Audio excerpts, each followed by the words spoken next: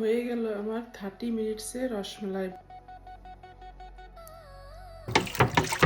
দুধ এখানে বয়েল করতে দিয়ে দিলাম, আর এই যে 4-5টা এলাচের ফল দিয়ে দেবো। এখানে সুগার দেবো 1/2 কাপ, কেননা অলরেডি আমি এর ভিতরে কনডেন্স মিল্ক আমার ঘরে ছিল, নষ্ট হবে এই জন্য আমি দিয়ে দিছি। এই কাপের 5 কাপ করব। 6 এগ নিয়ে নিলাম ডো করার জন্য। মিল্ক পাউডারটা ইউজ করব। ওই পাশে দেখেন আমি দুধটা বয়েল করতে রেখে দিলাম, আর এখন এখানে আমি ডোটা করে নেব।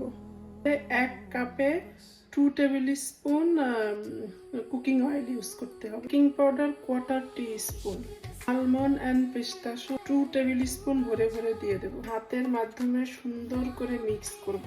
একবারে কিন্তু দেওয়া যাবে না, এটা আস্তে আস্তে দিতে হবে আর মাখাতে হবে।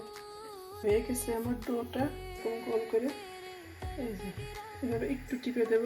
বিসমিল্লাহ, আল্লাহ ভালো হোস। এভাবে আমি ফুল গ্যাসে 10 মিনিটস এটাকে আমি চাল দেব। Wow, so nice. কেওড়া ওয়াটার দিয়ে দিলাম, এটা কিন্তু আমি লাস্টে দিয়ে দিলাম।